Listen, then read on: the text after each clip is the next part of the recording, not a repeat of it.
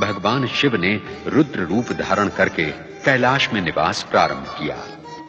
माता शक्ति ने दक्ष पुत्री सती के रूप में अवतार धारण किया तथा शिवसंगिनी बनकर कैलाश में पदार्पण किया।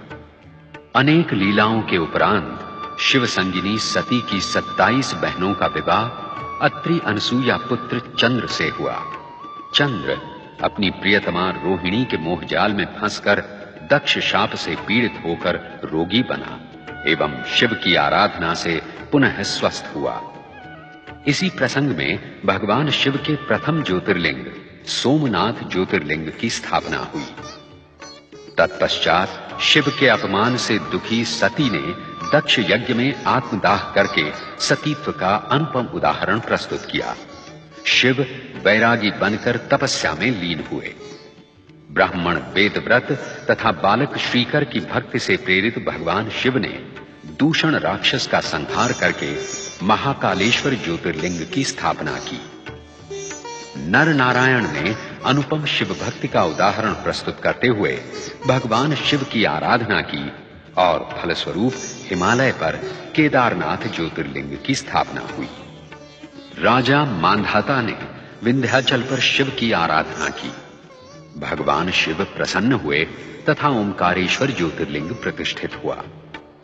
तत्पश्चात माता शक्ति ने हिमालय पुत्री पार्वती के रूप में जन्म लेकर शिवाराधना की, कठोर तपस्या की तथा भगवान शिव ने अनेक परीक्षाओं के पश्चात देवी पार्वती का वरण किया।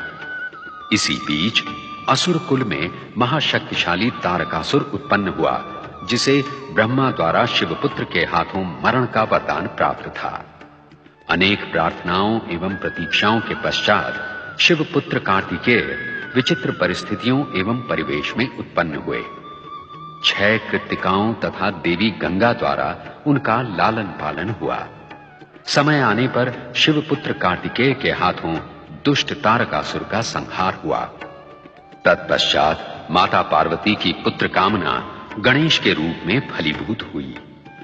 शिव के त्रिशूल से गणेश का शिरच्छेद हुआ। तदुपरांत शिवेच्छा ही से वे गजानन गणेश बने।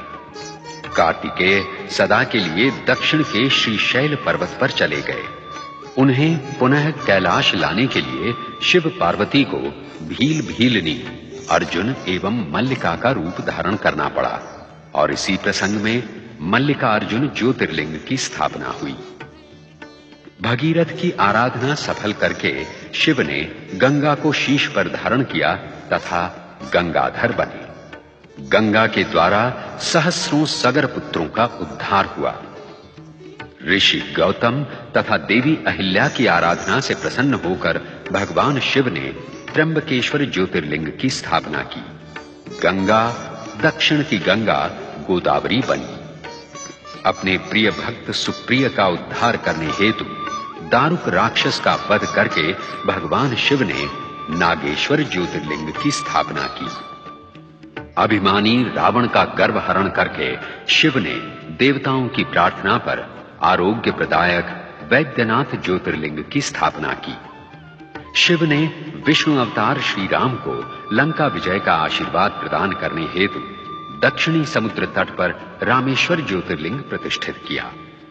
कुंभकर्ण कर्कटी पुत्र भीमासुर से अपने भक्त सुदक्षिण की रक्षा करके शिव ने अपनी क्रोधाग्नि से उसे भस्मीभूत किया और इस प्रकार भीमाशंकर ज्योतिर्लिंग की स्थापना हुई।